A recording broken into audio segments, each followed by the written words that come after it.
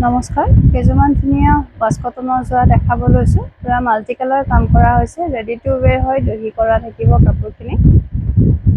800 টকাত ল'ব পাৰিব, শ্বিপিং এক্সট্ৰা আহি যাব। DTDC কুৰিয়াৰ বা পোষ্ট অফিচ যোগে ল'ব পাৰিব। বৰ ধুনীয়া ধুনীয়া আছে, ৰংবোৰ চাব পাৰে। ইয়াৰে যিটো পাৰি আছে, পাৰি কালাৰটো বেলেগ থাকিব, মাজৰ ফিলবিলাক চব ছেম থাকিব।